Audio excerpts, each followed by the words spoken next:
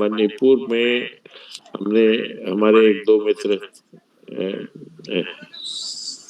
मिजोरम के और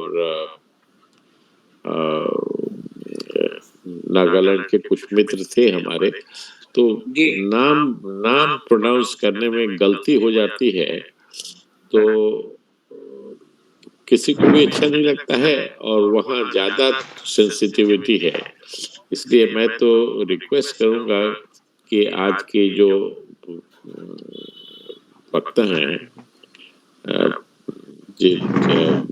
मैडम जिसका आपने जिस तरह से उच्चारण किया है उनके नाम का वाईफाई, तो वो खुद ही बता दे ताकि हम सही तरीके से उनके नाम का उच्चारण कर सके। मैडम आप। Madam, my name is Dr. Lianboi Vaiphei. You all can call me Lian. No, can you please repeat? Be slow. Lian. How do you spell it? Vaiphei. Yeah, Lianboi Vaiphei. Yeah. How do you spell it? Lianboi. Boy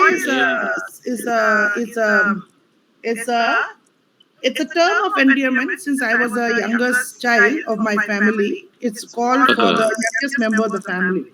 So we call you Niam. Lian, Lian, Lian. Lian. अच्छा, तो madam Liam, आपका बहुत बहुत बड़ी खुशी है कि आप हिंदी में भी उतने ही कंफर्टेबल हैं जैसे अंग्रेजी में है। तो ये बड़ी अच्छी बात है। नॉर्थ ईस्ट से हम लोगों का रिश्ता गहरा होता जा रहा है पिछले कुछ वर्षों से। We really feel that we were missing the good relations with or rather the best of relations with Northeast people, our friends in the Northeast. But I'm very happy to share this feeling that gradually the rest of the country has come to know much better the people of Northeast, and we appreciate the efforts of each other in developing our country and having a really what we call as unity in diversity. I'm sure that you all, we are all very happy that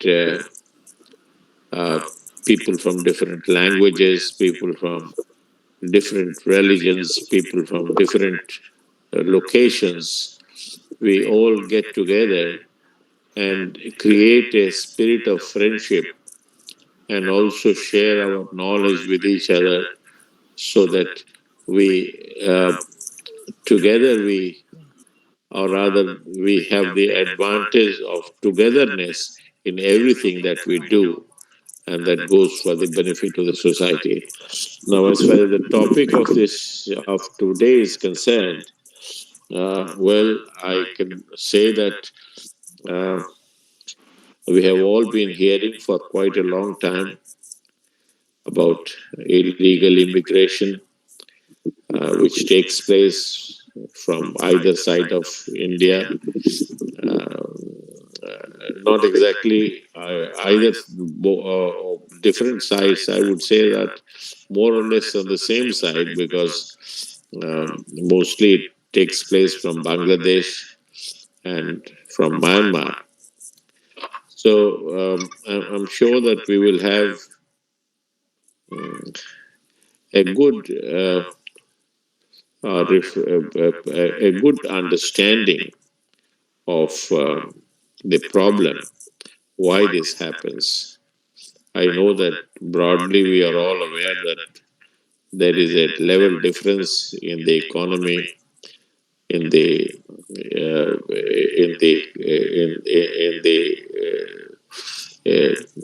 economic conditions of people on either side, and it's only when there is an attraction from the neighboring country because of better opportunities of employment, better opportunities of uh, better opportunities, a better lifestyle. So people definitely like to move out, but sometimes it happens not because of the fact that the neighboring country offers better opportunities of employment, but sometimes it happens because there are compelling circumstances. The conditions obtaining in some countries are very hostile. The absence of democracy is one reason. Um, so we would certainly like to hear you. And Amitabh ji has said that I should say a few words. And I was just wondering what words I can say, except that this is a problem which I find. Of course, I am temporarily here in America, but I find that a big country like America, a prosperous country like America, uh, economically very and technologically also very advanced. But even they are facing this problem of illegal immigration, or what they call as undocumented immigrants from Mexico. And even though they have militarized the border control, they have not been successful. And I also find that it's very difficult to make a distinction whether it is caused by politics or it is caused by economic disparity. Because sometimes or the other, politics enters it. Because what matters most in a democratic country is the number of people. And sometimes these numbers are encouraged and sometimes they are discouraged. So it's really a human issue also, because uh, and I mean it's not that it's not that everybody would risk his life in order to come over to another country. Quite often it is entirely due to the fact that there is a tacit allurement or attraction or approval also, approval of illegal immigration, uh, which happens in the regime of some country, some particular party or the other. So it's a very complex problem. Of course, there is a human issue, human problem also, uh, because well, one doesn't know really how to handle this situation. Because if one uh, enters illegally and he's apprehended and he's sent out, sent back, that can be understandable. But the same thing, if it is done after a big lapse of time, the human issues come in. So these are very highly, I would say, sensitive issues, and we would certainly like to hear your expert views on this. I really feel very happy Amitabh ji has been able to access you, and you are with us, and I'm very happy that you have joined us. And we hope that we will continue our association. With these words, I welcome you once again, and I welcome everybody, all of us who are assembled here to hear you. And I would request you now to begin your talk. Thank you Thank so you. much. Thank Thank you, you. thank you, Prasad ji. मैं आभारी हूँ, आपने बहुत अच्छा मेरा introduction दिया. I have made a very general presentation on international migration. I'm sure अगर हमें नॉर्थ ईस्ट या साउथ ईस्ट एशिया की सेंट्रिक पे बात करना है, then I'm sure we can discuss. I made a few slides. Maybe I can share my screen. Yes. So share my screen. This is my topic, international migration. Yes. Whenever we talk, I think I should make this talk a little bilingual because Yeah, both. yeah, you're welcome. You're welcome. Absolutely. या international migration जब हम भी जब कोई बोलते हैं अंतरराष्ट्रीय migration के बारे में, this is a very very huge big umbrella term. Why it is an umbrella term? Because international law यानी अंतरराष्ट्रीय कानून ने इसके परिभाषा नहीं दिया है आज तक. हमारे पास we have a international league of international body which has not defined this. Why? The reason because it is very difficult to distinguish between forced migration and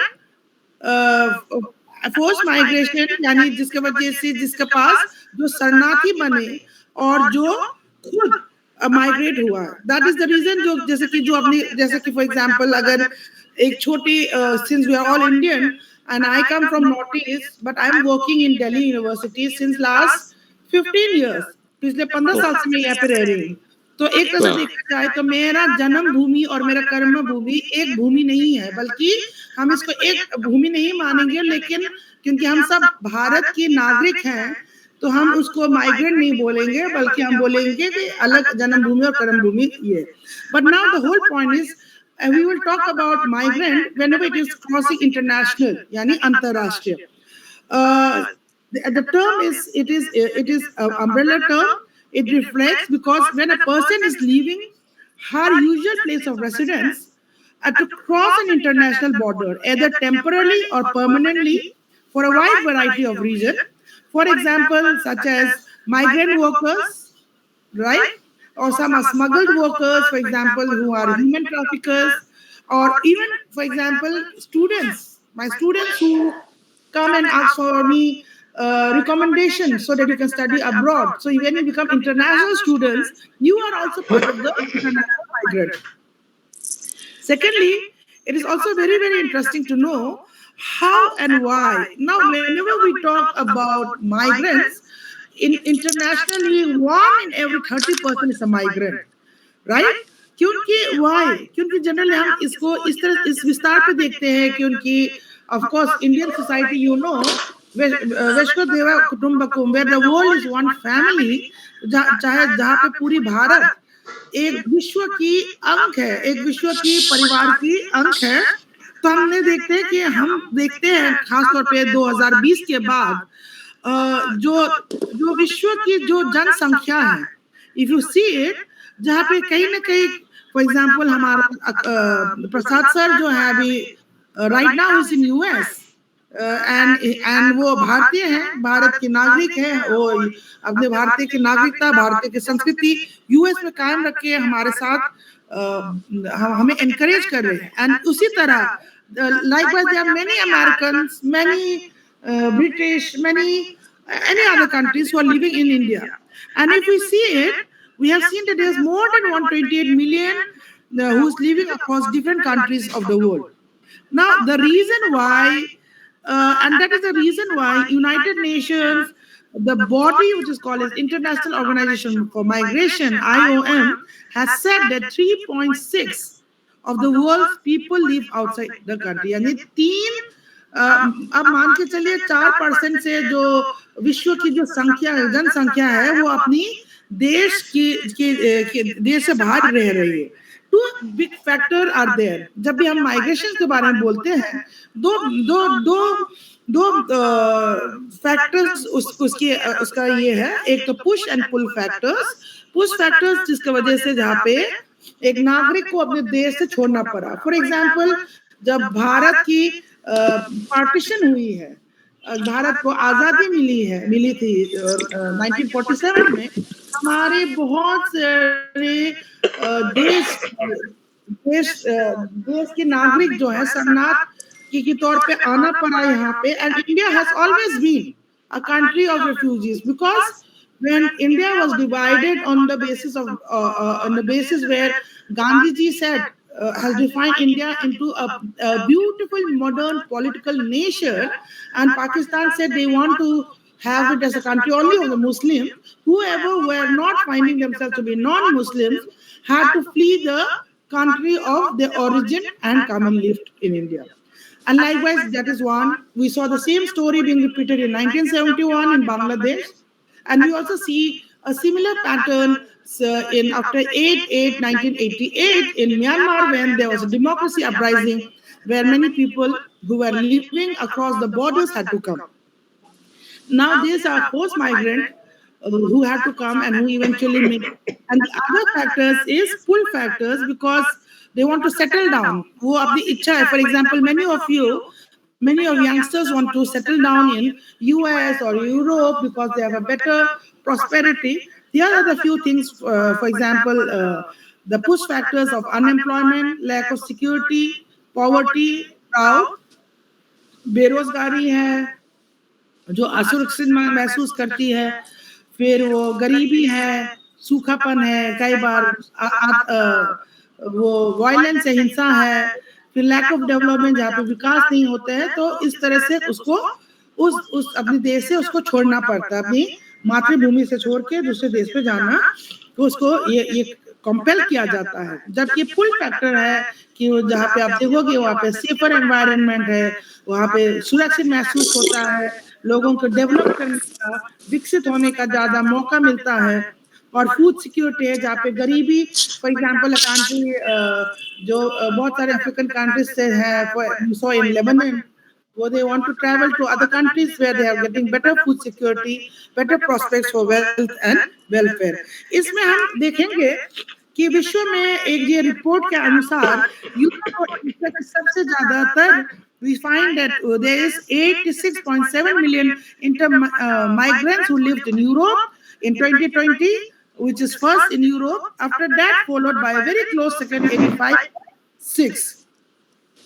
And this is a study made by International Organization of Migrants, and follow it where you're seeing countries from Latin America and Caribbean countries. They have really come, and since 2005, the region's international migration population has really doubled. Now, when we're talking about migrant, we have different classification, as I said. There are some labor migrant, illegal migrant, undocumented migrant, highly skilled business migrant, refugees, forced migration, family members, return migrants. Family members इसलिए ये है क्योंकि, for example, I'm sure many of my young students are here, and I'm not trying to be biased, gender biased, but then a lot of time parents generally look for a marital alliance who is a green card holder. So if the match is someone's living in US or Canada or Britain or Europe, or I mean, I'm sure Prabhakar sir is here, and he knows it coming from Hyderabad, where many of the tech graduates of engineering graduates of the South settle down in the Silicon Valley, and they look for their spouse back at home, and we will see lots of matrimonial alliances happening across the borders, where to join their spouse they have to go on a spouse visa and eventually become they become migrant because of the family issues, and there generally some of the bright Indian, I mean, we all know the CEO of many multinational companies, for example Sundar Pichai, you have from PepsiCo, Indira Nui, and a lot of them are all Indians, and many of them take back there, so much so that अगर हम एक तरह से देखा जाए तो Britain के जो प्रधानमंत्री हैं वो इंडिया के दामाद है, because how is he son-in-law of India? He is the son-in-law of Murthy, who's the owner of Infosys. Rishi Sunak is the son-in-law of the owner of Narayan Murthy, who is the CEO of Infosys, and Infosys is a very much an Indian company, and therefore you see that family also play a huge role. And also you see some of them becoming low-skilled migrants. In India, we generally see migrants coming from Nepal, coming from Tibet, coming from erstwhile Tibet, which is part of China, coming from Bangladesh, and also some African countries. Because India is a good office United Nations, although they are not signatory of the UNHCR. Now coming to the next slide, if you see it, here you see the percentage of population which are of international migrants, where we see the Oceania countries, which is having a large share, followed by North America. North America will include US and Canada, then which is closely followed by Europe, Latin America, Africa, and Asia. Now, uh, this is the data which I've taken from the Pew Research Center, which is a think tank. Now, what we have seen is in 2020, 21.4% of all residents in Oceania, which includes Australia, New Zealand, and various Pacific Island nations and territories, are international migrants. North American countries is second after the Oceania countries, which is like Australia, New Zealand. And in all this reason, if you see, they account for 11.6% of the population. Now, if you see other regional groupings, however, we see that, for example, in Gulf, the Gulf countries such as Bahrain, Kuwait, Oman, Qatar, Saudi Arabia, and the United Arab Emirates, more than half of the resident population are international migrants, according to the UN data. Now, it is also very interesting to know that United States has more international migrants than any other country. United states में, America में, वहाँ पे जो migrants हैं वो पूरे विश्व में सबसे ज्यादा माइग्रेंट्स रिसीव करते हैं. And not surprising, because we all have seen movies about how American dreams, and they have been trying to sell their countries to almost everyone, and we have seen the popular culture of everyone going to US, and we see it. And after that, it's followed by Germany, where the 15.8 million migrants lives there in Germany, followed by Saudi Arabia with 13.5. And we see that in the 50 states of the District of Columbia, some of them are either born in Puerto Rico or in US territories, which are, for example, the Hawaiian Island, which is part of the US territories. The countries that have the most international migrants are generally not the same countries where international migrants make up the greatest share of the population. Where US has more migrants than any other nations, migrants only account for about 15.1% of the US population, whereas smallest share in 24 countries or territories with a total population of at least 1 million. In the next point, if you see it, Middle East, I call it Middle East, although it is part of West Asia, accounts for top 10 countries where migrants of the population is looking. For example, you know that in UAE, 80.6% of the people who are living there are all migrant, followed by Qatar, then you have Kuwait, and including many of them workers are also from India. Now, which is also, if you come to this, India is a part of the world leader, and we also see that India का बहुत भारी भागीदारी है, और इसमें हमने देखा कि इंडिया की जो पॉपुलेशंस है वो विश्व में ऐसा कोई देश, कोई दुनिया के कोना नहीं है जहाँ पे विश्व में उनकी जनसंख्या नहीं है. For example, if you see in UAE, India's UAE, the 3.5 million of in UAE population come from India, and 2.7 in US is Indian, Saudi Arabia. And it is no wonder, if you see this, no wonder that अगर भारत की जो प्रवासी नागरिक हर दुनिया के कोने में है, then India is also getting a very huge remittance. If you see, this is India is a top origin country of immigrant living around the world, where if you see after 17.9%, after which you have Mexico, after which you have Russia, China, and Syria. Then, if we come, we see that India has received the highest remittances from its population which lives abroad. Because I know, if you see, when I went to Dubai, I saw a person whom I thought he might be an Arab, maybe I was wrong, because और then I thought maybe he's a Pakistani, but then बात करने के बाद मुझे ये पता चला कि वो यूपी के हैं, and he was and then I saw someone from Bihar, and I was saying मुझे लगा कि this person is a tourist guide and ये जरूर पाकिस्तान के होंगे या whatever. And I said no, I'm from Bihar. I said, oh, you are so much closer. And then I started realizing that it is not only the population in Kerala, which is part of the south, which is living in the Gulf countries, as how they are saying, but also even including the UP and Bihar, which is having a huge populations sending their children to Dubai, then Kuwait, and no wonder that when they have this has been estimate from the World Bank that the major remittances, I think earlier these major remittances was coming from China. Chinese has a huge diaspora population living abroad, but today India has overtaken China, not in terms only of population, world population, but also in terms of the remittance. And if you see this in terms of our development, it is huge. This is a huge capital, and I think ये हम सब के लिए गर्व की बात है कि हमारे भारतवासी जो भारत से बाहर जाके प्रवासी बनने के बावजूद भी बहुत सारे अपनी धन और धनराशि जो है अपनी देश को वापस भेजते हैं और हमारे देश के लिए देश की विकास और प्रगति के लिए योगदान में एक योगदान देते हैं. If you see, this is the global remittances which has increased, but yes, unfortunately, due to COVID was a time where we also I think it is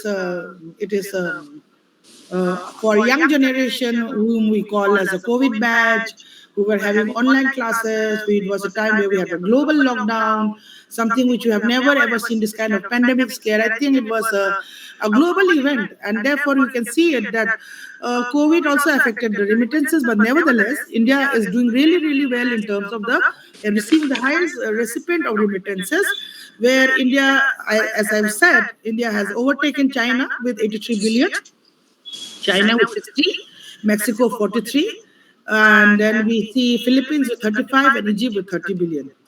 And in terms of the remittation share of the GDP, we see the 5 recipients from smaller economies such as Tonga, Lebanon, Kyrgyzstan, Tajikistan, and El Salvador.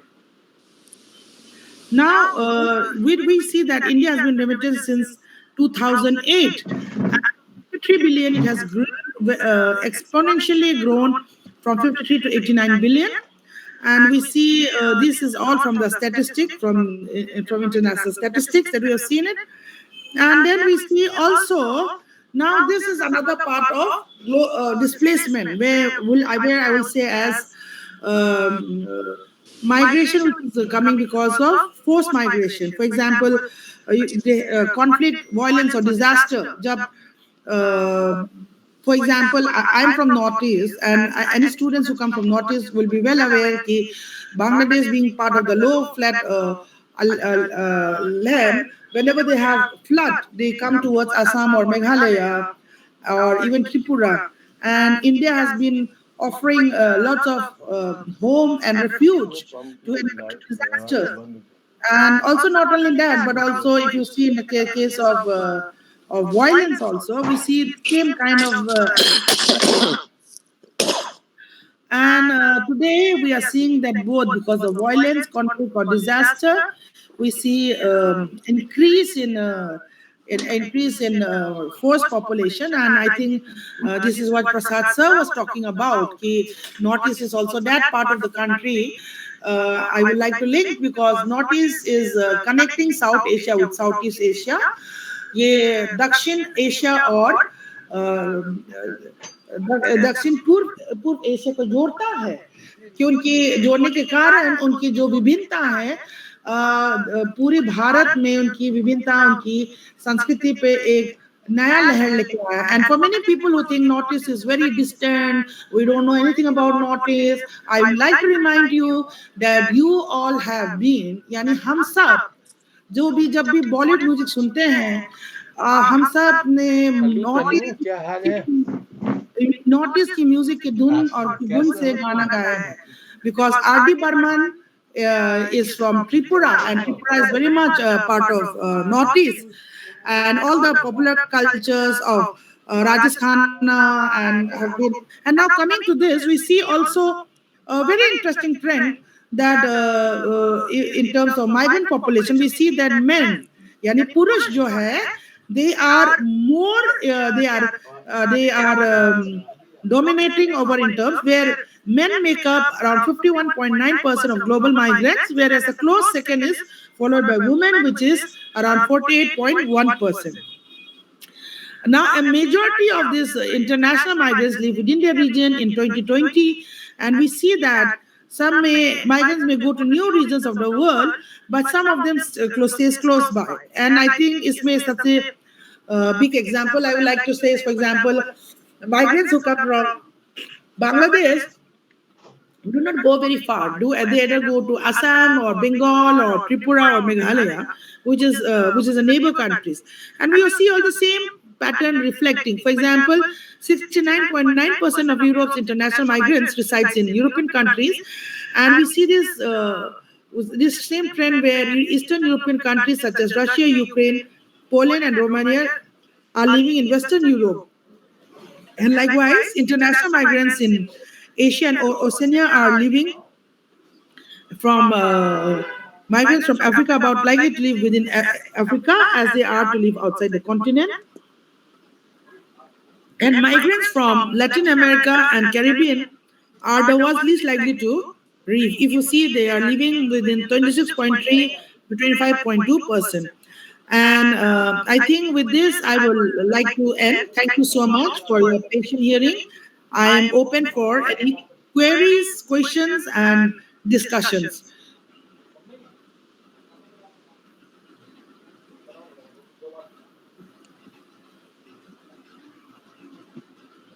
I would like all the students know they should ask questions.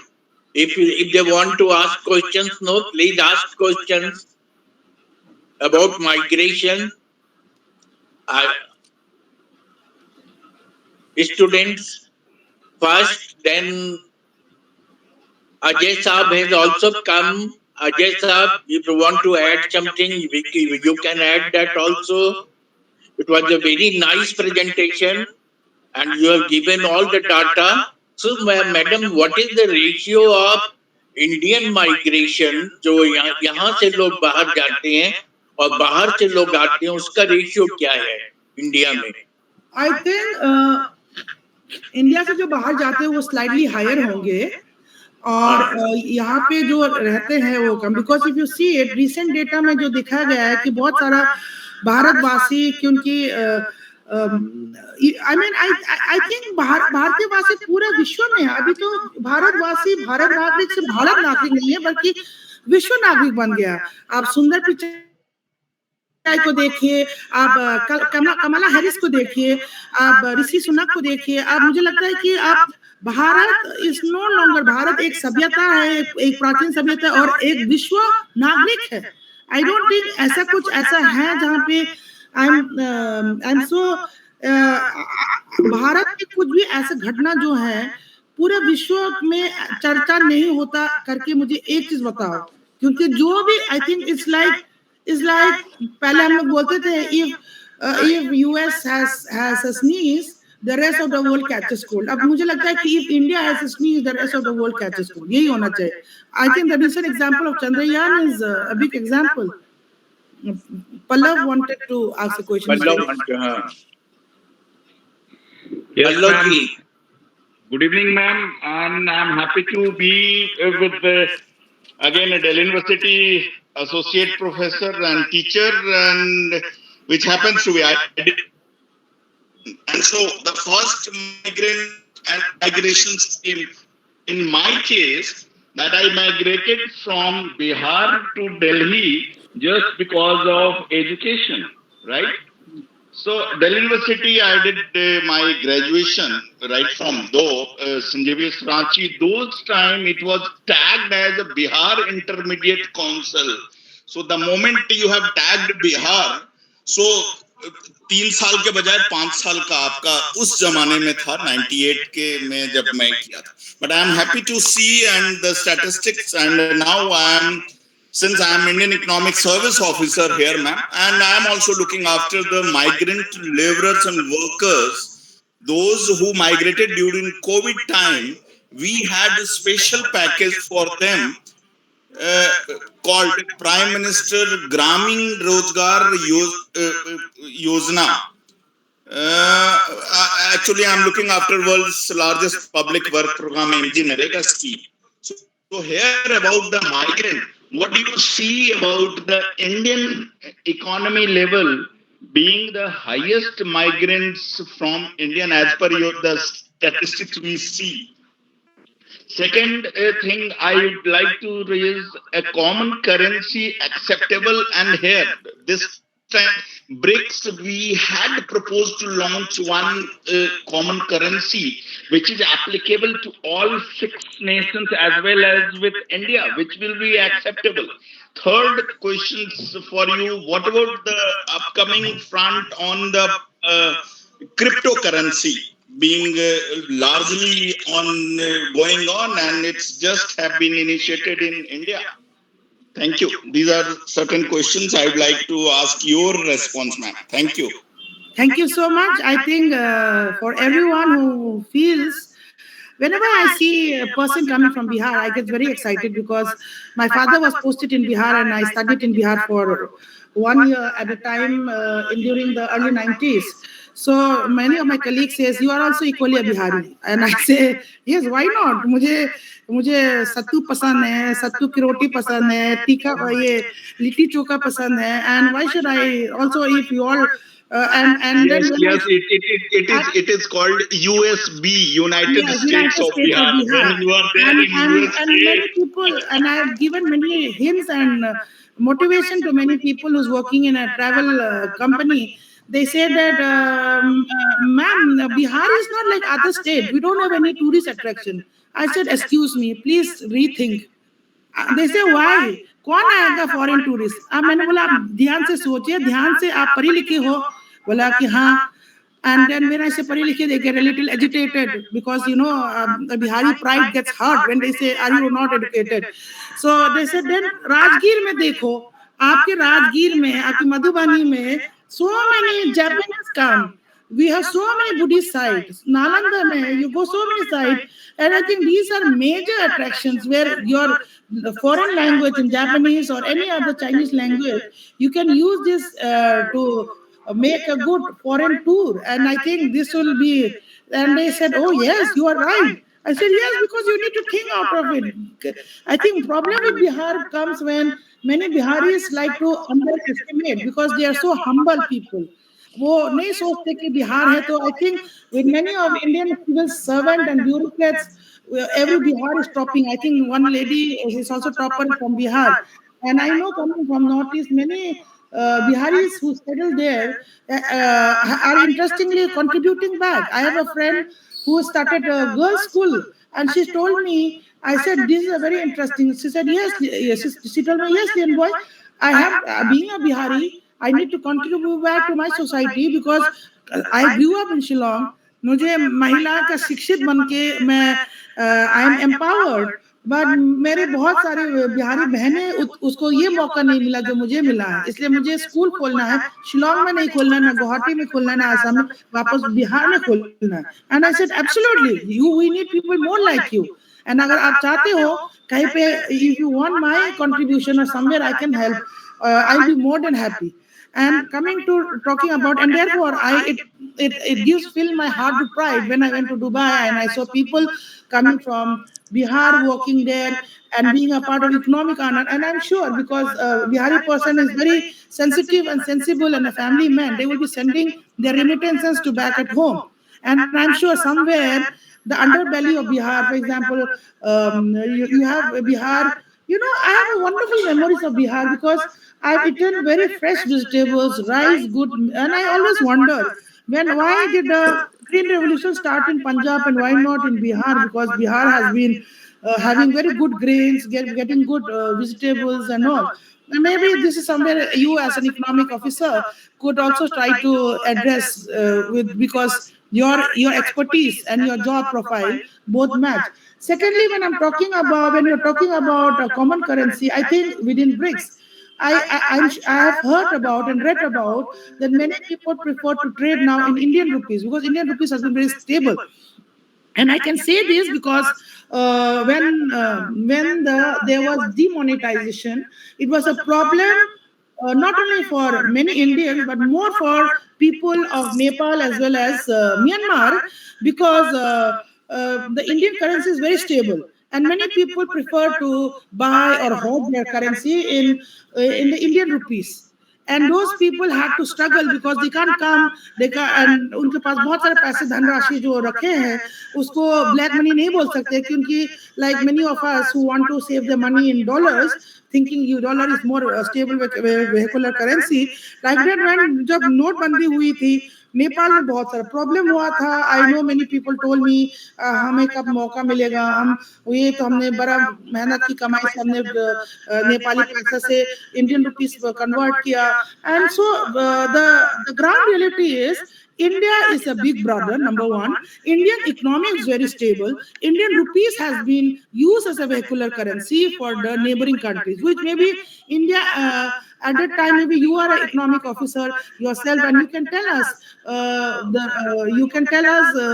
whether will we have this kind of demonetization again or not, because we see India is not only a vibrant democracy in the entire region of South Asia, where we have never had a military coup, whatever oppositions के हम एक दूसरे के तू मैं करते रहेंगे, लेकिन हमारे हर 5 साल चुनाव होते हैं, and this is the vibrancy and this is the beauty of India, where which has allowed minority populations, minority ethnic, each one of them given equal rights to vote, and so much so that ये भारत की, I think this is the beauty of India, that where you have people like me with a different name, not Lina but Lian, speaking to you, and also given an opportunity with coming from taking a benefit of affirmative action, जहाँ पे भारत संविधान ने, I think it is in a way, अगर Kamala Harris या Barack Obama, whose generations, whose forefathers were slaves, could become the president of United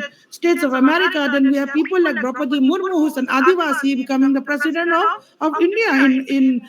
So I think this is where the greatness of Indian civilization and reality lies. And third question which you came about was cryptocurrency. To be very honest, I'm not an economic person, so I will not be able to discuss much about cryptocurrency, and I will rather want your expertise to tell us about, will cryptocurrency change Indians' currency in the future or not? And if it is, how do we, the layman, manage to give us some kind of a hint? How do we make this smooth transition? I hope I think we need to have some more interventions. Doctor साहब भी होंगे मेरा ख्याल है, और अजय जी भी हैं. कुछ फैक्टर्स जो हैं वो they cannot be looked at only from sentiments, but they have to be looked at from the from social consequences also. So, before I offer my views on this particular matter, मैं तो सोचता हूँ कि और लोग हैं, I would like to hear their views, क्योंकि there is a world of difference between migrants who are going for better life and the country where they are going, what impact it has when the demographics are changed completely. They create a lot of bitterness, and in that bitterness, the policies also get changed. एक example मैं देना चाहता हूँ. Border control बड़ा मुश्किल है करना. Militarization के बाद भी border control नहीं होता है, लेकिन कैलिफोर्निया का जो एग्जाम्पल यहाँ का दे रहा हूँ इसलिए कि भी जानकारी हाल में हुई है, यहाँ इलेक्शन की गर्मी है, तो कैलिफोर्निया के गवर्नर ने कहा कि देखो ये जो डेमोक्रेट्स हैं ये कंट्रोल तो कर नहीं पाते हैं बॉर्डर पर, और हमारा डेमोग्राफी बदल रहा है, तो हम मेडिकल बेनिफिट्स नहीं देंगे इनको, हम इनको जो सोशल सिक्योरिटी भी नहीं देंगे. तो इस तरह की बात एक ऐसे कंट्री में हो रही है जहां पर होनी नहीं चाहिए, इसलिए कि उसके पास इनफ टू स्पेयर है, लेकिन हम अपने आप को उस कैटेगरी में नहीं रखना चाहते हैं कि अनडॉक्यूमेंटेड माइग्रेंट्स और डॉक्यूमेंटेड माइग्रेंट्स, उन दोनों को हम एक ही एक ही पलड़े पर एक ही तराजू से नहीं तौलना चाहते हैं। यूएई की बात आपने कही, तो यूएई में तो जो लोग वहां गए हैं तो वहां के नागरिक तो नहीं बन जाते हैं, लेकिन जो डॉक्यूमेंटेड माइग्रेंट्स हैं वो नागरिक बन जाते हैं, और नागरिक बन करके उनको जो वहाँ के लॉ के मुताबिक बिल्कुल इक्वल राइट्स मिल जाते हैं। तो इस पर आपका जो विचार है वो हम सुनना चाहेंगे कि especially the economic burden which has got to be borne, and even political consequences which are also linked to demographic change, उस पर आप अगर थोड़े अपने विचार को, you have studied this issue, और थोड़ा ज्यादा एक्सप्लिसिटली अगर आप अपनी बात बताएं तो हम लोगों को बहुत अच्छी, हमें कम से कम बड़ी खुशी होगी। एक जेन्युइन डाउट है मेरे मन में कि हम कैसे दोनों को एक ही मेजरिंग यार्ड से हम उसको देखें, जो एक बिल्कुल इलीगल है और एक लीगल है। कौन नहीं चाहेगा अमेरिका में आना, लेकिन अमेरिका में आना, अमेरिका में आप अगर भर जाएंगे, बाहर के लोग भर जाएंगे अनडॉक्यूमेंटेड, तो ह्यूमैनिटेरियन इश्यूज तो रहेंगे, और ये इश्यूज यूरोप में भी उभर के आ रही है। तो ऐसा हम लोगों का इंटरनेशनल अप्रोच होना चाहिए कि so that it does not cast an undue burden. Every country must look after its own people, and जैसा हम लोग कहते हैं कि after all a country gets the government its people deserve. तो sometimes which it doesn't deserve also. yes. अब देखिए, for instance यहाँ लोग कहते हैं कि मैक्सिकन आते हैं, वो ड्रग्स लाते हैं, वो क्राइम लाते हैं, वहां पर ये लाते हैं, तो नेचुरली यहाँ की जनता जो है वो हॉस्टाइल होती जाती है। सच्चाई ना भी हो तब भी ये बातें अगर ऊपर के रूप में ही वाइडली परवेसिव हो जाती हैं तो प्रेजुडिस तो हो ही जाता है। अब बताइए, blacks have been in America for 400 years, but still they are considered immigrants. You can imagine that this is the way human mind can become inhuman to a certain extent, I would say. There is no reason why, because ये तो हम लोग, ये तो यहाँ पर लोग invitation मिला तब आए थे लोग यहाँ पर। अब इनविटेशन मिलने के बाद अब उनका नंबर ज्यादा हो गया तो लोग ग्रज करते हैं, उनकी बात अलग छोड़िए। लेकिन जो हमारे बॉर्डर पर आप म्यांमार में अगर conditions are very hostile for good living, so who is responsible for that? Not the neighboring country. It is the people themselves. Now they have the answer. They have to give the answer rather than take shelter under humanitarian considerations. ये एक हमारी feeling है। मैं चाहता हूँ कि इस पर आप रैशनल अपने व्यूज दीजिए। Thank you. Yes, I think very, very important question Prasad ji has raised.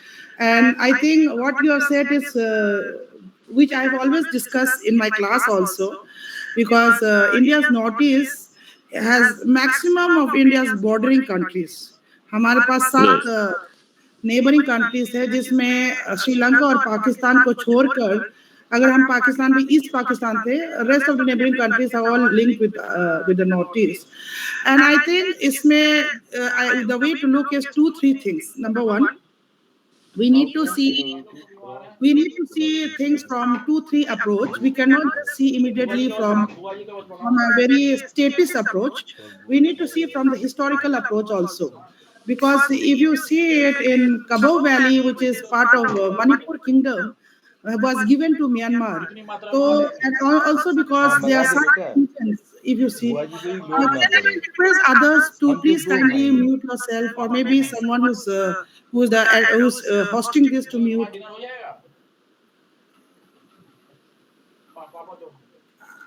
आप लोग, I know it's a Sunday evening, but difficult to get. Can you Umesh Chandra ji, आप अपना म्यूट कर सकते हैं? Okay, ma'am. Okay. Yeah, sorry for disturbing you like this. I know it's a Sunday evening, it's a time for family. So I think definitely, I think this is a question. Maybe if I was given this topic more clearly, I could have discussed this in a more lucid manner, tracing each of the historical reason. Because number one, when we're talking about borders, man-made borders, ये जितने भी borders बने हैं हमारे political borders, this are man made, number one.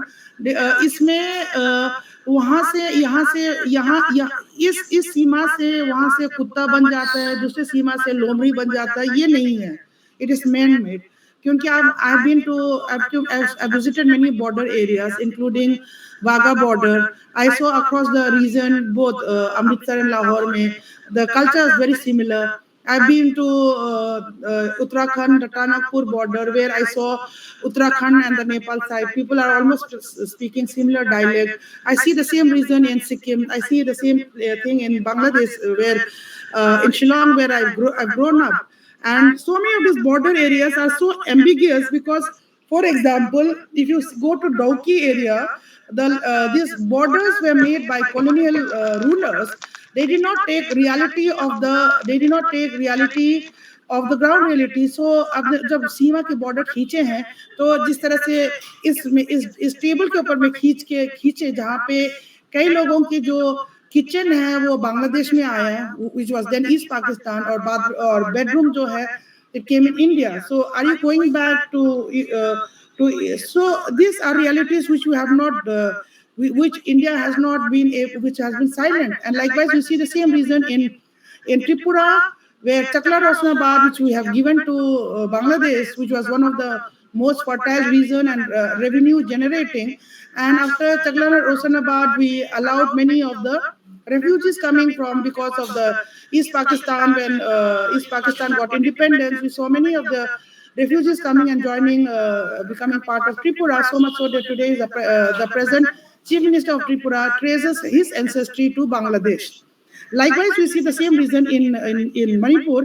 And now the reason why this is becoming very hotly contested is, as you rightly said, like in Mexico, some of this is part of the reason, which is part of the poppy cultivation, where some people have been growing it, and of this led to see आदिवासी को ही poppy cultivators और इसको सारा ये करना. I think this is something very wrong, because yes, you rightly said, the blacks who have lived in US since last 500 years and still not legitimized as US citizen, it's something which, if you see, it is a very elitist. It is a part of the white man's problem. And if we today, as an Indian, we need to see beyond what the white man's problem is, because nagrikta jo hai, samaj unfortunately is divided into class and caste and tribes and everything. And कई बार आदिवासी जो है उसको नागरिकता के हक नहीं मिलता है, चाहे आप मणिपुर में जाइए, चाहे आप झारखंड में जाइए, चाहे आप छत्तीसगढ़ में जाइए, नागरिकता के हक के लिए उनको लड़ना पड़ते हैं. कई बार मणिपुर की इतिहास चेरो कठंबा में जाके आप खुद पढ़ेंगे तो बहुत सारे यही सेम आदिवासी जो आज के नागरिक में नहीं बोला जाके उसको घर जलाया जा रहा है, उसके गांव जलाया जा रहा है, उसको यहाँ तक कि बोला जाए कि वो अंग्रेजों के साथ वो कुक आया है, वो ये मणिपुर में ही जहाँ पे सबसे पहले तिरंगा, जहाँ पे जब नेताजी सुभाष चंद्र बोस ने तिरंगा लहराया है, वो आदिवासी की जमीन में ही था. If we read about those history, so अगर हम आज के डेट में क्योंकि भारत की जनता बहुत ज़्यादा हो रही है, or we are having too many population and we need to exclude and include. I think this is not the way how it should be done. If you want to do it in a very, I think this is a country of ahimsa. This is a country of Ashoka, where Ashoka, after Kalinga, must preach about peace, preach about love, preach about dharma. I think this is not a part of India's tradition. That is the reason why India's tradition has continued uninterrupted, despite having a continuous colonial rule of the Britishers, despite having a continuous rule of the Mughals much before. We have continued uninterrupted because the peace, the language of peace goes beyond any religious sect. And today, if you're going to do it, I think the matter should be done where a government of India, and since we have a bureaucrat here, should form a border. We have ITBP, which is a part of border. We have border security force. Like that, we should have a border civil society organization manned by the government of India, where you can give to identify the legal, identify migrant worker where who will come to go and come to work in India, in India's northeast and go back home. And they should be, we should give them opportunity to work, because for example in Assam, I know for a fact in Assam, the day they said we don't need any Bangladeshi Mia, that is the day where government people also do not find any road construction workers, because the local people do not do such menial jobs. And likewise, so therefore the government of India has to also see things in a more holistic manner. Secondly, you need to identify and have this kind of organizations to identify, a legal organization to identify, or maybe we can set up FRRO, Foreigner Registration Office, FRRO office, not only in Delhi, in the capital cities who have to come, but also in the border areas. Maybe we should have one in Manipur facing with Myanmar, because they are the immediate, the other one with Tripura facing with Bangladesh, Arunachal with China, Assam in vis-a-vis Bangladesh, as well as Bhutan. And I think each of the states should have an FRRO office, and we should help to identify, because again, India has always been an ally of of the Southeast Asian, and as a part of ASEAN countries, when they have been having ethnic violence of democracy, we should give them hospitality, so much so that their lives is safe, but then allow them to go back. We can identify and allow them to go back. I think the absence of governmental machineries is also one of the reasons why the politics is becoming so polarized.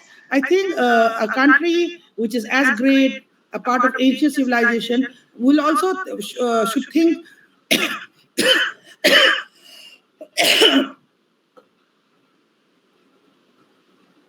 in a much larger manner, because the way how we deal with our Southeast Asian neighbors, from Myanmar to Thailand, because if you go to beyond the More border is where your ASEAN countries begin. Because we must remember the country of Thailand also has a very good Hindu population. Country of Cambodia has the oldest Vishnu temple, Angkor Wat, and also the country of Thailand is also where we see lots of Indian cultural relics. So much so that अगर Indian Bharat की सभ्यता और संस्कृति जो है, अगर हम देखा जाए तो नॉर्थ ईस्ट एशिया में भी है, जहाँ पे कोरिया और चाइना और जापान में भी है, जहाँ पे वो आज के डेट पे भी हमें 8%, we see Japan giving aid or fund to India with just 1%. We were always looking at the West, at the US or with USSR, but Japan gave with just 1% interest to build the Delhi Metro, and which has been connecting not only people within the city of Delhi, but also from Haryana to UP, and also to all the NCR region, and where so much so that so many of my students can come all the way from Sonipat or Gurugram or any part of the vicinity without staying in Delhi to attend our classes in Delhi universities. And I think this is wonderful and remarkable, where you are tracing your cultural relations with other countries, and therefore I think I think and urge India to see things in a more larger respect and see beyond class caste divide of how the periphery region sees India with. I think this is also very, very important because once if we have an FRRO, this will give us a very good solid standpoint of data and to identify illegal immigrant and to define illegal immigrants with economic migrant. Because we must remember, Northeast, unlike the rest of the country, the population is not dense at all. Especially if you see it, the entire population of Manipur is just 30 lakhs, which is the population of Karol Bagh in Delhi. And if we see the population of Arunachal, which is much lesser, and if we see, and today, if we say we don't need migrant workers, they are a burden on our nation's exchequer, I think we are also, in a way, trying to exclude people. Exclude people who could be a contributory force of India's development.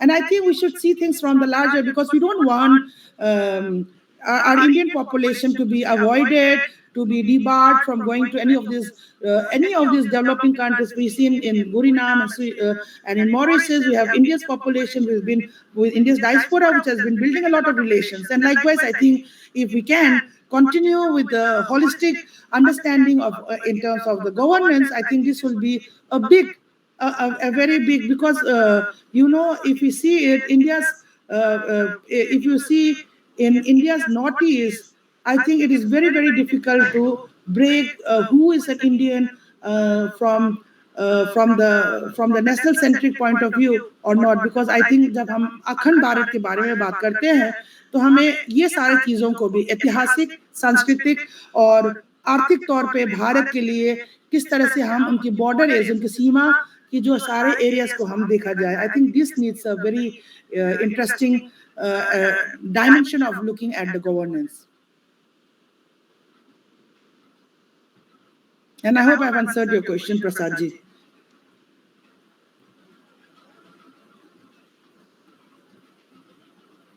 Thank you, ma'am. I'm Umesh Joshi from Lucknow, and thank you very much for your very informative and interesting lecture on the international migration. And accept congratulations on my behalf and on behalf of the group. Thank you, thank you. And my question, ma'am, to you is that how can innovative cross-border collaboration be harnessed to create mutually beneficial outcomes, both for migrants and host communities? You have already defined right now on taking an example of migration from within the states of India. But if you look at the international level, so just please elaborate it. So, like I'll give you example that the persons who are from the IMM and also from IITs from India have gone to US and other countries where they are more beneficial to the host nation. They are welcomed there and they are staying for the long duration without any disturbance. This is one of the case. But uh, if somebody comes from Bangladesh to Mizoram or Tripura or in Assam, they are treated as hostile and they don't get any respect. On the other hand, they are being harassed there. So why this is so, and how can a mutually accepted environment be made among the host countries and the people who are migrating? Just please explain. It is also very interesting that in my one of this recent international conference, I from the Banga Bandhu chair. Yeah. He is, as you all know, is from Bangladesh. And when I met him, I told him I'm from the Northeast. He said, "Where in the Northeast?" I said, "I've lived also in Shillong."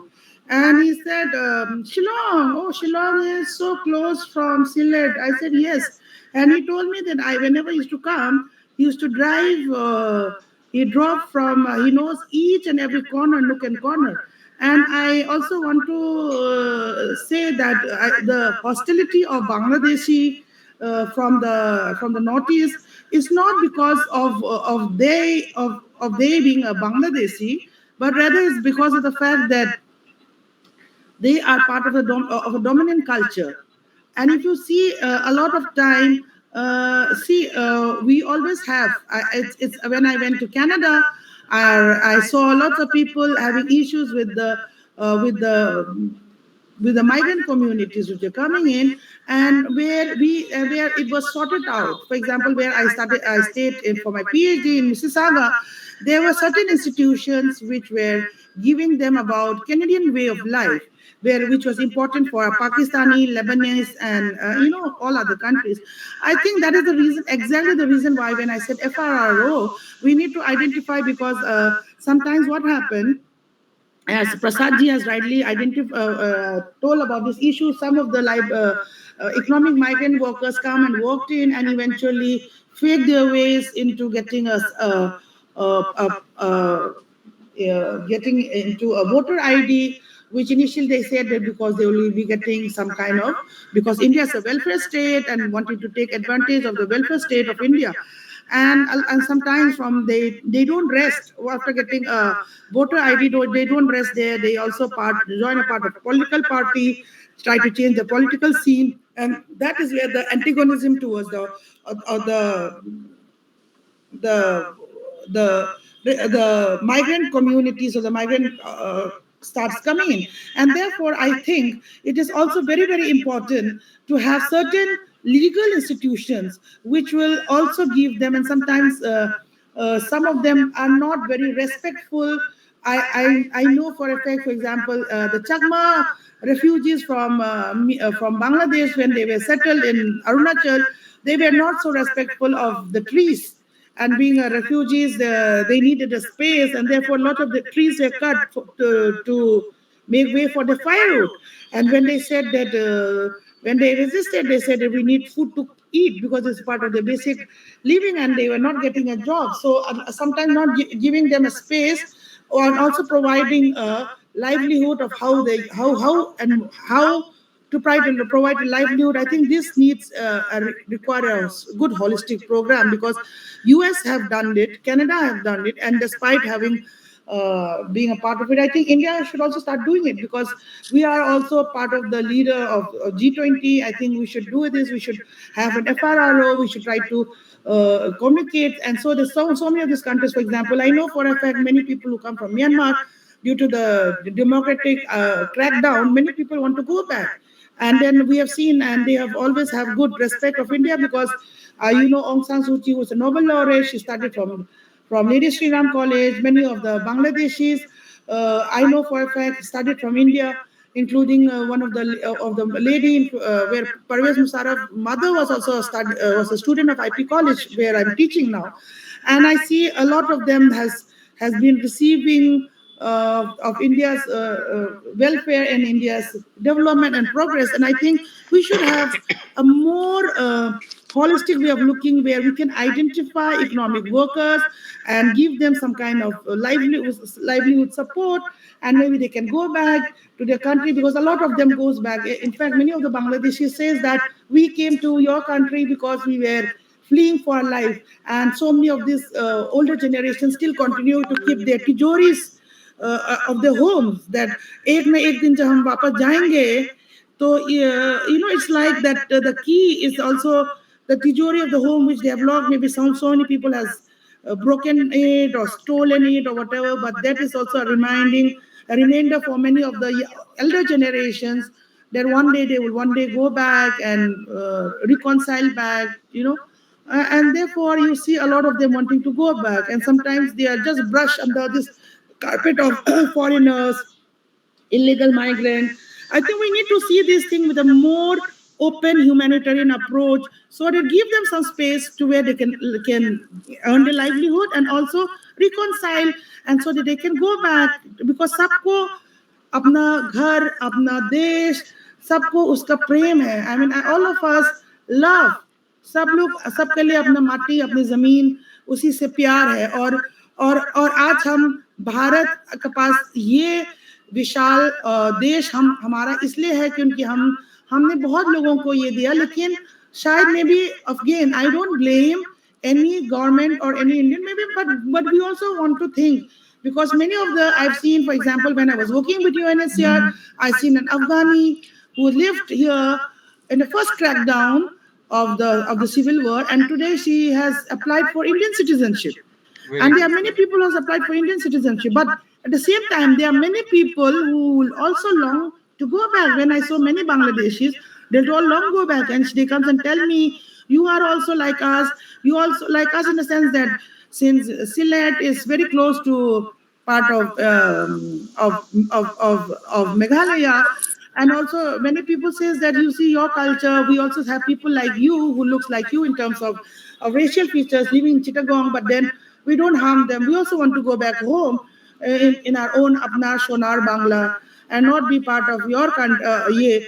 But sometimes maybe we really need to work in terms of both track to diplomacy of people to people contact, A, and B, from government to government contact, so that just as we had Lahore to Amritsar, the train, we can start opening up certain trains within once a week or once a month, so that some people can go back.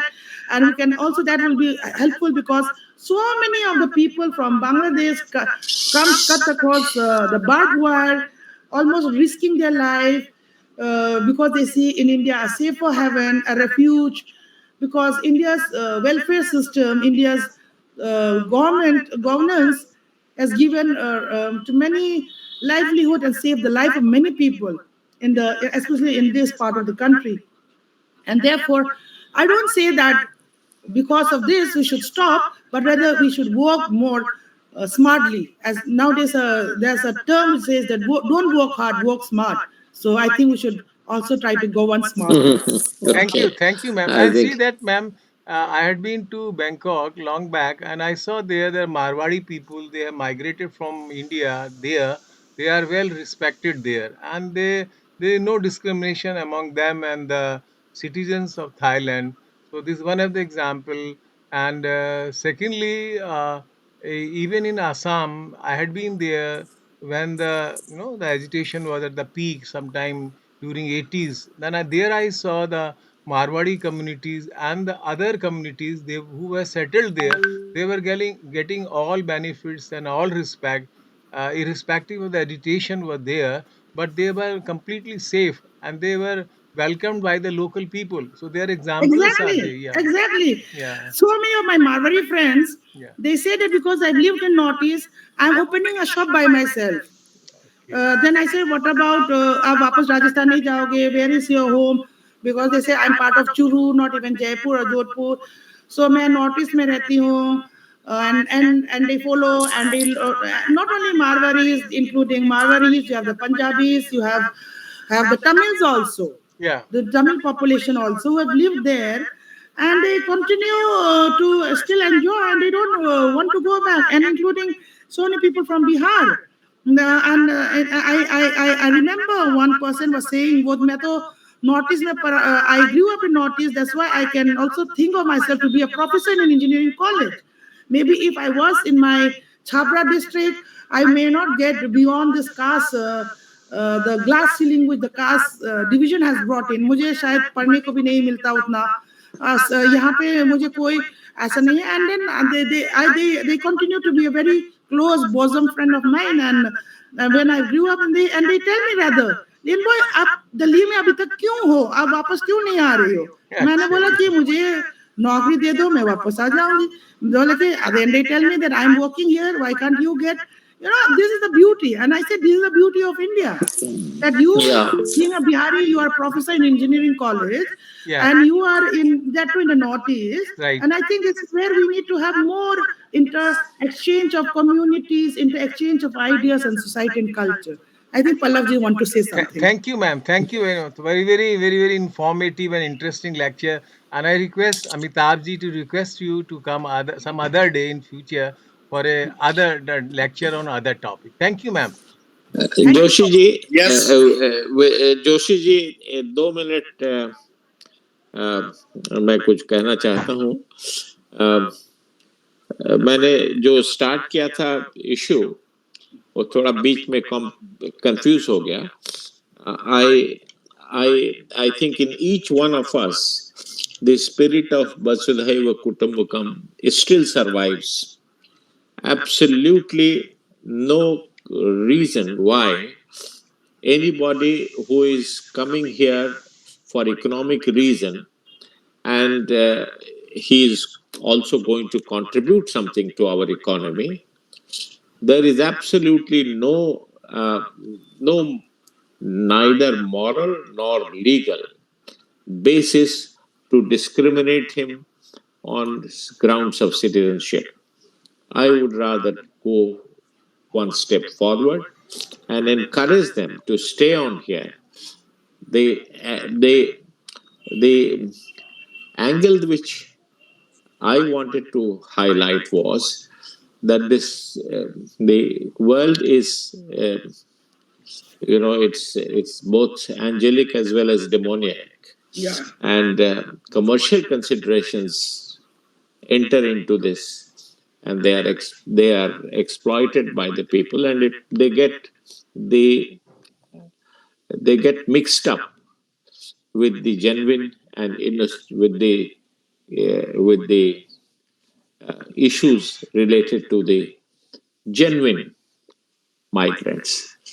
Um, to a very large extent, this has been very, I would say, Madam Lian has done us a great favor by highlighting the fact of Sonar Bangla or whatever, that actually they really don't intend settling here. They would like to go back to that. Now, this is something which is very interesting. I didn't know it, I must frankly confess it, that I didn't know that the desire persists in the hearts of those migrants that I will go back to my. Now, this is exactly what is attempted to be done in US also. You must have, Madam Leanne would agree that I think there are lakhs being deported and lakhs again come. So there is a phrase which is used, oh, they keep coming, that kind of thing. So there is some kind of acceptance also, social acceptance of illegal migrants also.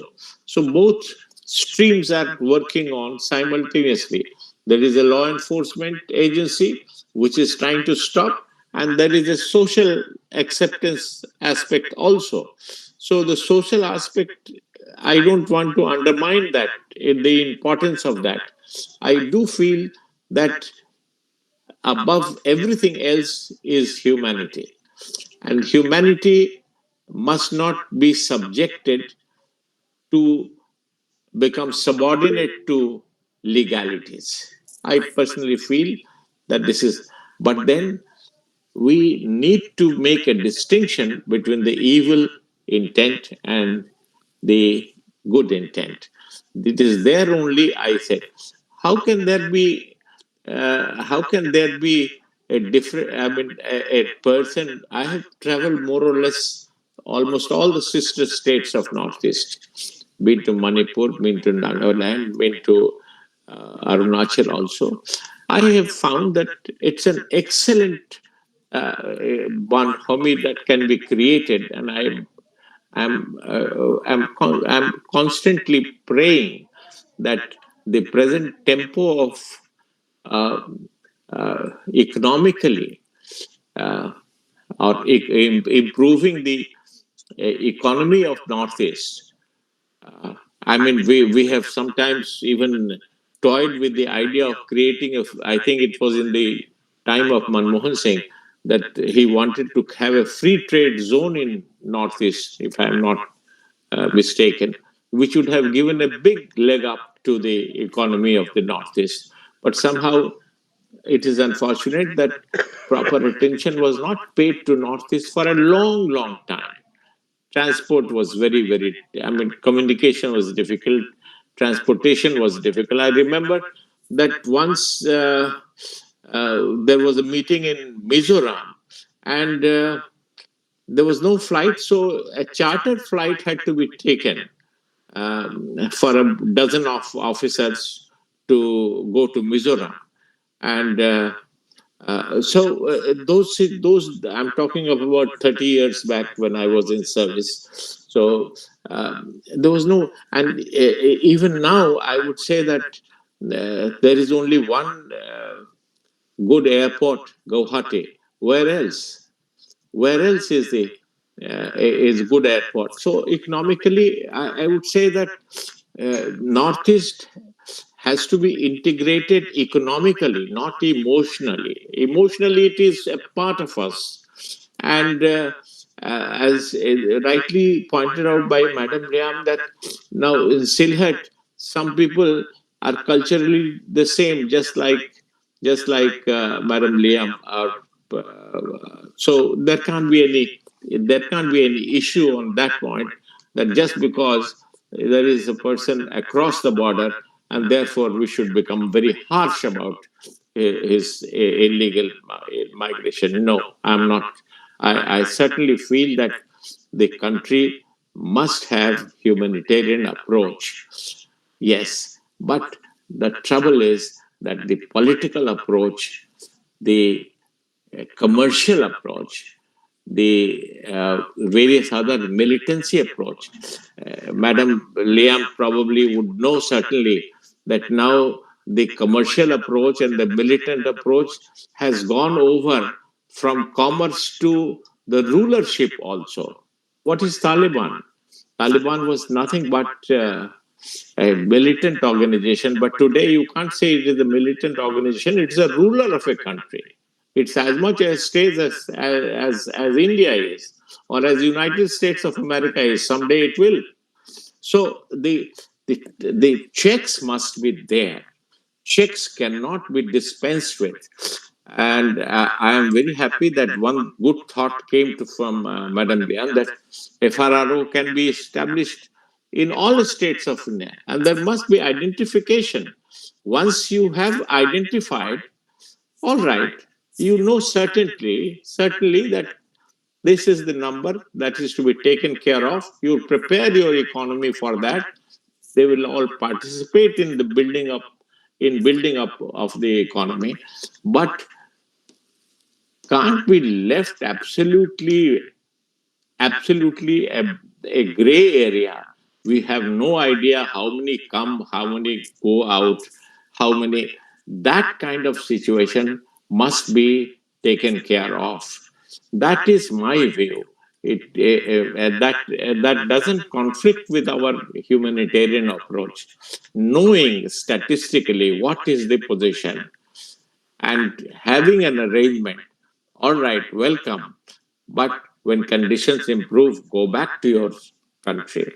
That kind of arrangement must be made. That is the way I feel about it. And I have nothing more to add, and I accept that I want to make it clear that I had no intention to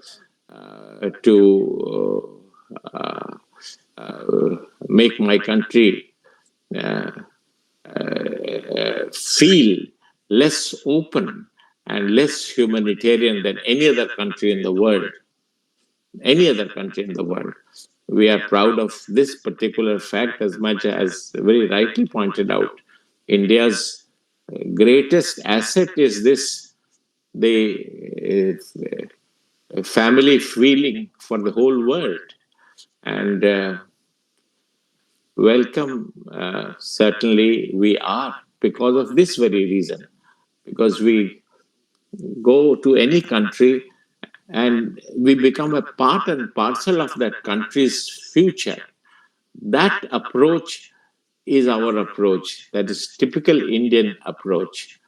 जैसे ये पारसी लोगों के बारे में कहा जाता है कि जब उन्होंने कहा कि हम आपके साथ दूध में जैसे चीनी है घोल देते हैं वैसे हम मिल जाएंगे आपके पास. That kind of approach, if happens, well, that should be the objective. I don't know whether it can happen. But then, if that is the way, certainly, what is the problem? People are going out, people are coming in. As many people go out, remittances are probably, as you rightly said, the highest in the world. We are the highest recipient of. So, we are earning also. So we can take care of some more people. Certainly, we can take care of more people, but the international community must come down with certain well considered, all aspect considered, holistic approach to this problem of international migration, and all countries must cooperate about this. Thank you so much. That's all. Prasad sir, Unmute most of yourself. the people Yeah. from Bangladesh, who have migrated illegally or from Pakistan or something, they don't want to go back on Sonar Bangladesh.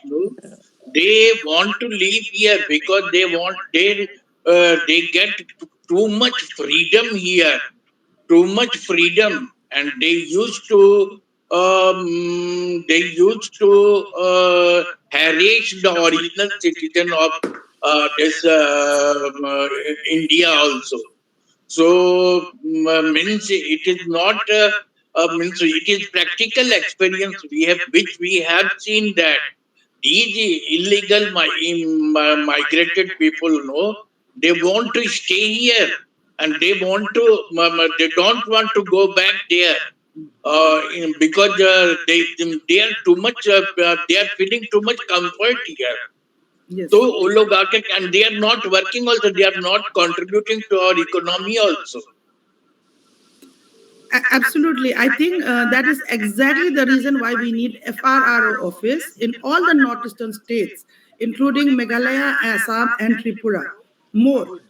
When we are saying we need it in Manipur, in Nagaland, and all those, because we need it all the more because there's two things, two ways of looking at it. Number one, of course, we have the freeloaders who want to come, and and a lot of time.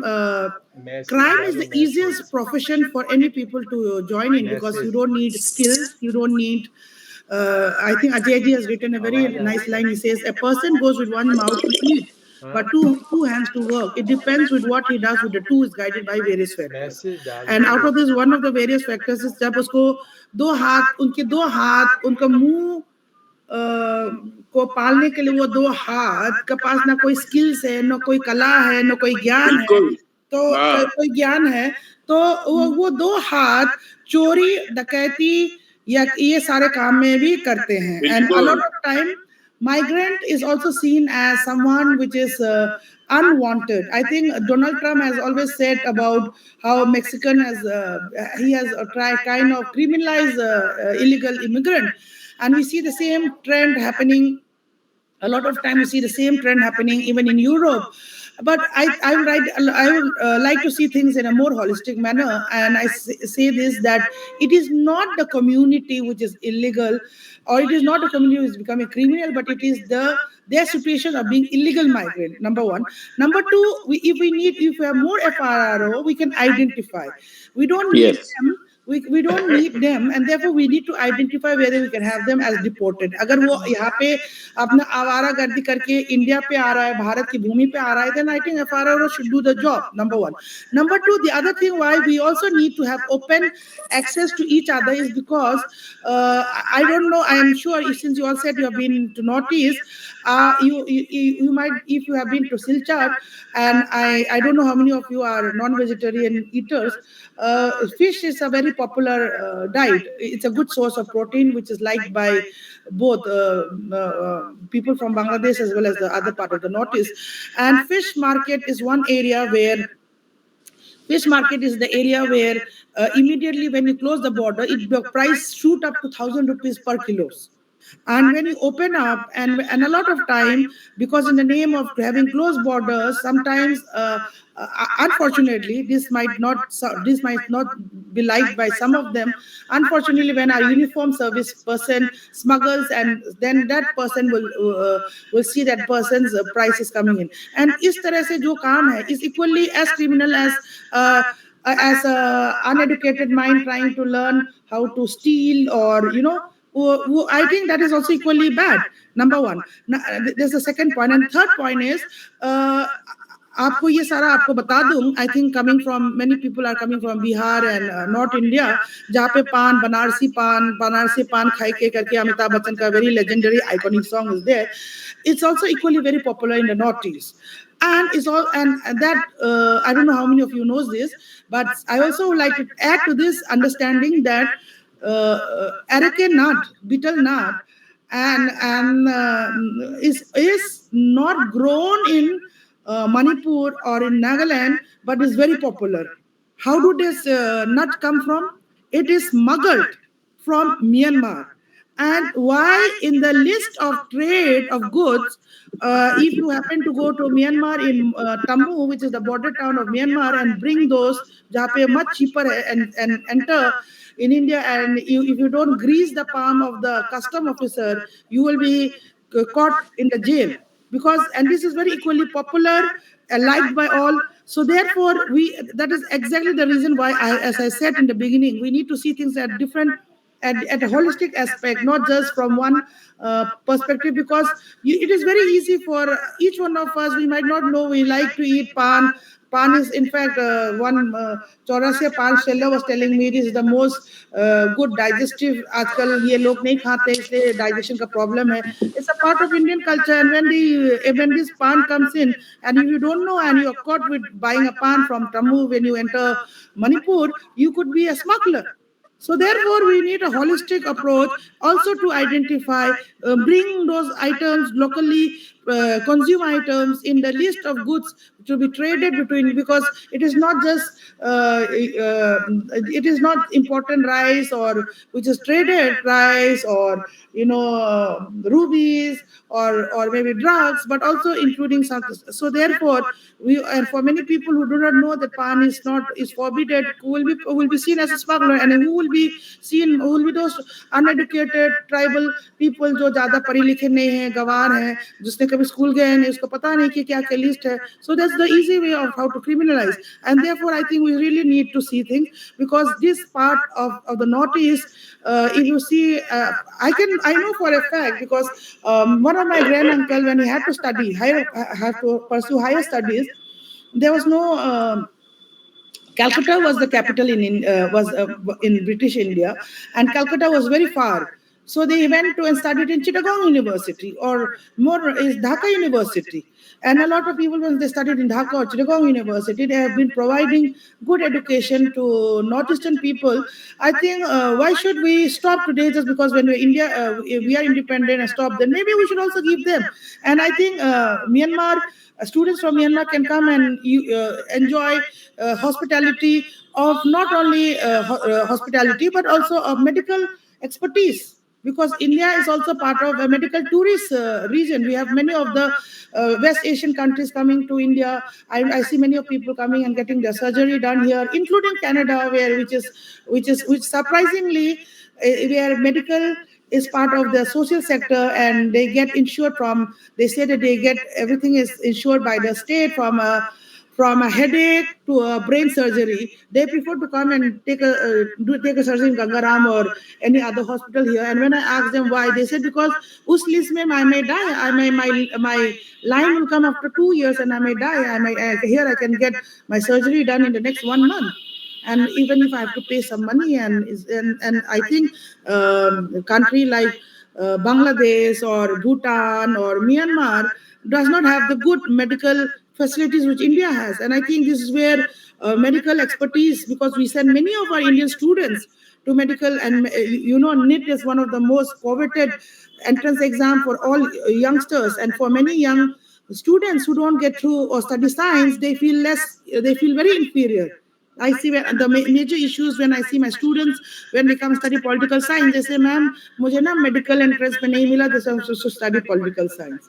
So they feel very inferior not getting a medical seat. And when India has invested a lot in medical education, I think this is also one area where we can start setting up international hospitals to cater to Southeast Asian countries, so they can come, and region is much close by. I think there's one area where we can give and offer services, and we can also buy the service. And as I said, I think we need to streamline establish more governmental offices, not just, and see things not only from the realist perspective, but also from the liberal perspective, where we see not done niti only. Done niti is important, definitely very important. We cannot do away with done niti, but also we can see of what Arthashastra talks about as a in the Saptang theory of where he says that we need to have a friends. So when we need, how do we develop it? How do we see in terms of the polity? How do we see it in terms of governance? And this is equally very important. I hope I've answered your questions. I've seen Pallavji raising his hand since quite some time. I think this might be the last because we're already 8:44, and in many house dinner must be waiting for all of us. Yes, ma'am. Thank you for all your elaborative queries, clarifications, and all those. And being, as you mentioned, that one of the bureaucrat is also there. So don't worry, ma'am. We'll have to work together. And I personally feel that, yes, every day is a learning day and we must learn each other. We do have our special ministry and department of donor, right? We look after all northeastern states separately. We have secretary donor. We are working hard right from what my experience. When I went to IIM Calcutta, I saw 4 different regions in northeast ke candidates आए थे, and we loved each other like anything. When I came to Excelrise Jamshedpur for another MDP, my room partner was from Nepal, and we live like more than brotherhood. So we all have to work together, ma'am. Yes, this is a tough time, but don't worry. Since our own president is looking after, and she is from, and she must take care of the tribal society and tribal community.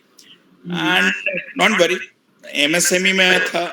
We have development institute in Guwahati as well as Dhipu also.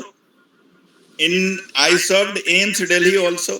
I personally lectured all your medical institutions set up in Northeast, while I personally went to Nigrim, Shillong, and I delivered lecture about jo kuch bhi chahiye. We are always there with you all, ma'am. Don't worry. And I hope that we will come together and positive move. Let's again recite. I'll recite the same. Vasudhaiv Kutumbakam will prevail always. Thank you, ma'am. Thank you, Pallo Sahab. Thank you, Pallo Sahab. Prabhakar Sahab is also raised hand. Yeah, Yes, Prabhakar. Yeah, thank you, Dr. Lian and Mr. Pallav. Just now, Mr. Pallav mentioned that Secretary Donor is there. So I have few Northeast students who migrated from Manipur. So can I contact you personally in regarding the fees for them? I personally am in rural development, sir. Presently, I am in rural development, but definitely you can write in Vigyan Bhavan Annex C. We have your office. Definitely, they definitely would love to meet you all. You kindly write a letter. Okay. Definitely, they will meet. So can I have with the rural development, sir? Yeah. Can you give me whom to approach? Yeah. I'll let you know, sir. You share your WhatsApp number tomorrow morning. I'll flash the details to whom to contact. Yeah. Thank you so much. Right, sir. Thank you so much. Thank you, sir. Prabhakar ji, you should give your phone number also so that we can include in our group also. Okay, Yes, sir. but May I without send mentioning message in the Ajay group? ji, May I send message in the group? Ajay ji there. So we want to listen Ajay ji also. Ajay Srivastava. Ajay ji आपके बिना तो अधूरा है. और फिर चंद्रशेखर खान साहब का अमृत बानी सुनने बिना भी, और ये क्योंकि अभी वो इतने टेंशन में है, अभी his wife is in hospital and from hospital he is attending our this interesting this webinar. Okay. Sir मैं ये कहना चाहता हूं कि ये सही है कि हर व्यक्ति का अधिकार है कि वो देश के कोने कोने में या विदेश में भी कहीं भी वो जाकर अपनी रोजी रोटी वो कमा सकता है. अधिकार तो है ही, लेकिन जिस जगह वो जन्म लिया है उस जगह के प्रति उसकी कोई जवाबदेही भी तो है। ये कहा जाता है ना कि well you have the right to go to the green pasture for better livelihood, but the grass is greener where you water it. उस जगह पर आप तो थोड़ा पानी तो दीजिए, उस जगह को खूबसूरत तो बनाइए ताकि बाहर वाले लोग देख सके, ओ अच्छा चलो ये जगह डॉक्टर लियाम का ये जो जगह है इंद्रप्रस्थ कॉलेज के आसपास, ये काफी खूबसूरत जगह है और लोग वहां पर फिर आए। ठीक कह रहे हैं, बिल्कुल सही बात। जो देश के कोने, दुनिया के कोने कोने में, लगभग सारे देशों में ही है, लेकिन फिर भी लगता है कि रांची एक तरह से खाली होता जा रहा है, एक तरह से मुर्दों का शहर होता चला जा रहा है। तो ये सब अफसोस की बात है। मतलब माइग्रेशन आपका अधिकार है, लेकिन फर्ज भी तो कुछ है। जहां पर आप जन्म लिए हैं, जहां जहां मेरी परवरिश हुई थी धनबाद, वो जगह भी अभी कुछ दिन पहले पिछले संडे गया था, तो वहां भी देखा तो लगा कि नहीं, लोगों को उस जगह के लिए कुछ करना चाहिए। गांव है मेरा पैतृक उत्तर प्रदेश में, वहां की तस्वीरें मांग मांग के देखता हूँ तो लगता है कि नहीं, हमने कुछ नहीं किया है, हमें कुछ करना चाहिए था। तो इन सारी बातों को भी मतलब स्कूल्स में, कॉलेजेस में बच्चों को सेंसिटाइज करना चाहिए इस मुद्दे पर। मतलब ऐसा नहीं कि तुम फिजिक्स पढ़ो, केमिस्ट्री पढ़ो और अमेरिका भागो, यूरोप जाओ। मतलब ये उद्देश्य मतलब ये बच्चों में नहीं डालना चाहिए, जो कि अमूमन लगभग सब लोग डालते ही हैं। तुम पढ़ोगे तो बड़े शहर जाओगे, पढ़ोगे तो ज्यादा कमाओगे। तो कमाना सिर्फ पैसा ही नहीं है, और भी बहुत सारी चीजें हैं जो कमाई जा सकती हैं। मतलब पैसा भी एक है, इसमें कोई शक नहीं है, लेकिन और सारी चीजें हैं जो पैसों को और पैसों के ऊपर भी मुलम्मा चढ़ा देती है। So, बिल्कुल बिल्कुल, बहुत अच्छा। सबसे बड़ा धन हमारे ह्यूमन रिसोर्सेस है, सबसे बड़ा धन ह्यूमन रिसोर्सेस है। हाँ। अब मैं चंद्रेश्वर खान साहब से कहूंगा अपना अमृत वाणी बताएं। और कल हम लोग जिससे वंचित रह गए थे, लेकिन उतनी टेंशन में थे, ये हम लोग कल्पना नहीं किए थे। चंद्रेश्वर खान साहब, बहुत बहुत धन्यवाद, और बहुत बहुत धन्यवाद आपकी भावनाओं के लिए। मैं अखमिया कोबो निवारू एक कारणे क्षमा विचार छू, तो मैं हिंदी को North-East is very, very dear to me. And I have traveled extensively. I know the people. I have conducted programs for them on behalf of the Tatas, on behalf of the Assam Productivity Council. And people are so nice, so natural, that ये बोला जाएगा कि ये जो रिश्ता जो बना है जैसे कोई फरिश्ता बसता। लेकिन जिन बातों को सामने लाया गया, प्रसाद साहब ने कहा और अजय जी ने भी कहा, पल्लव जी ने भी कहा, मैं आपको धन्यवाद दूंगा जिसको बार बार कहा जा चुका है, लेकिन उसी को मैं पूरा दोहराऊंगा। अयं निजा परोवेति गणना रघुचेतां उदार चरिता नाम तुम वसुदेव कुटुंबकम। हमने वसुदेव कुटुंबकम सीखा, एक भाग है, लेकिन उसके लिए जो कंडीशन बनते हैं वो ये है, अयं निजा परोवेति गणना लघुचेतां उदार चरिता नाम।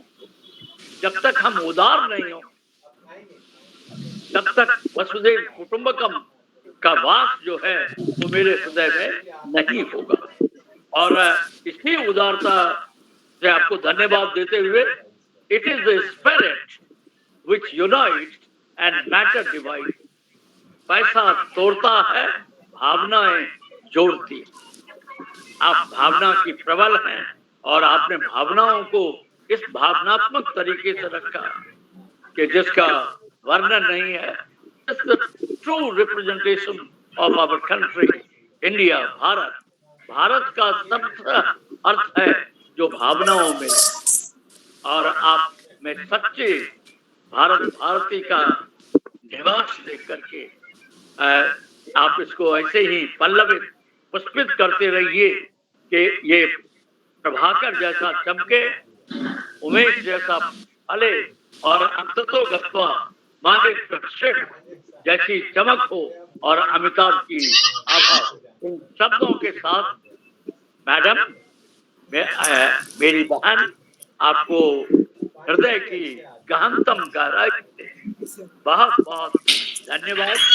और सफेद केस होने के नाते हमारे और प्रसाद साहब के केस बिल्कुल सफेद है, तो मैं इस सफेद के नाते मैं अपनी पत्नी को थोड़ा, उनका चेकअप हो रहा है, उनके बगल में बैठा हूँ, आपको बहुत बहुत धन्यवाद देता हूँ। और हमने अमिताभ जी को कह दिया था कि मैं हूँ तो हॉस्पिटल में, लेकिन केबिन मिल गया है, इसलिए मैं उनकी पूरी बातों को सुनना चाहूंगा। बहुत बहुत धन्यवाद, आभार, प्रणाम, और निखरते रहिए, बिखरते रहिए, और इस सकारात्मक विचारों को कि कैसे जब हम वसुंधरा को जोड़ना चाहते हैं, व्योम को जोड़ना चाहते हैं, तो अपने दिलों को जो अपने ही बगल में है उससे दूरी क्यों। आपने जो इन भावनाओं को प्रबल किया उसके लिए बहुत बहुत धन्यवाद, धन्यवाद, अशेष आशीर्वाद। Thank you. जो हमारे सुदृढ़ श्रोता है, जिनके अंदर में हम सभी विशाल चीजें बैठती हैं, उनको बहुत बहुत धन्यवाद। अमिताभ जी, आप कमाल का काम कर रहे हैं। So kind of you and thank you so much. हम सभी प्रार्थना करते हैं कि मैडम जल्दी से जल्दी अच्छी होकर घर चली जाएं और हम लोगों का सुखमय रहे ये मीटिंग। और इतना सैक्रिफाइस करके आपने इतने आशीर्वाद वचन बोले, इसके लिए हम आपके आभारी हैं और चरण स्पर्श करते हैं। हम बहुत बहुत धन्यवाद अमिताभ जी। मेरी श्रीमती जी और मेरी बहू दोनों सुन रही है, बगल में ही है। नहीं सर, जल्दी ठीक होंगी मैडम। हाँ, जल्दी ठीक बहुत होंगी। जल्दी घर चली आएंगी गुड हेल्थ और एकदम ठीक हो जाएंगी, स्वस्थ हो जाएंगी। बिल्कुल सर, और प्रसाद साहब का भी आशीर्वाद मिल गया, जय जी का आशीर्वाद मिल गया। और हम लोग फिर अगले शनिवार को दिलीप सिन्हा साहब को सुनेंगे और रविवार को कीरो मैम का सुने, वैष्णवी कीरो, क्या नाम है, वाशवी कीरो मेडिसिन पे बोलेंगी, वो राजी हो गई हैं, तो उनका भी सब हम तैयार करके कल परसों तक सब अपनी वेबसाइट में डाल देंगे। और we want to listen doctor Lian again. आप इतना स्मूथ और इतना बढ़िया बोलती हैं और इतना अच्छा लगता है, एकदम टॉप ग्रेड का, और इतना सुंदर डाटा दिया आपने। हमारा रिकॉर्डिंग भी अभी 1 घंटे में आ जाएगा। तो जोशी जी और उनके सौजन्य से, विनय शुक्ला जी के सौजन्य से, और हम लोग उस रिकॉर्डिंग को स्टोर करके रखेंगे। ये का हम लोग का अमूल्य रिकॉर्डिंग होगा। और लास्ट में चंद्रेश्वर खान साहब का सुंदर वाणी सुन के हम लोग धन्य हो गए। हम लोग फिर अगले शनिवार को मिलेंगे। अमिताभ जी, प्रभाकर राव कुछ कहना चाहते हैं। प्रभाकर राव कुछ कहना चाहते हैं। हाँ बोलिए। प्रभाकर राव ने कुछ Prabhakar Rao, you want to say something? Prabhakar Rao ji, you want to say something? Yeah, thank you so much. Thank you, Dr. Lian, for the informative talk. And thank you so much for presiding. And I thank IAS Palavikaru. Thank you so much. Okay, we want to listen from you also. So you send us one topic and your photograph so that we can listen your expertise also. Sure, sir. I'll do that. Okay. Thank you for the Sir, Amitabh sir, I've suggested you the name of ex-Vice Chancellor of Lianboi University, Professor Ramesh Sharan. He's an economist and he's a wonderful speaker and on sustainable agriculture, sustainable growth, Indian economy, green economy, carbon credit. Over these topics, he's an exponent.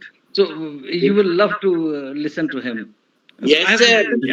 So you can keep him in your pipeline, yeah. Would you please give his phone number so that I can contact him? Sir, I sent you yesterday only. अच्छा, you sent yesterday only. अच्छा. So I will contact today or tomorrow morning. Morning tomorrow. बहुत अच्छा. You can contact him morning tomorrow, yeah. Morning He's tomorrow. a wonderful speaker, really. Yeah.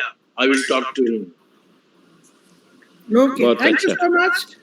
Wishing a speedy recovery to ma'am, and all of us, wishing you all a happy Sunday. Have a good dinner. Yes, Milte हैं फिर. Okay. Bye. बहुत बहुत अच्छा प्रणाम होगा प्रणाम madam Liam. बहुत बहुत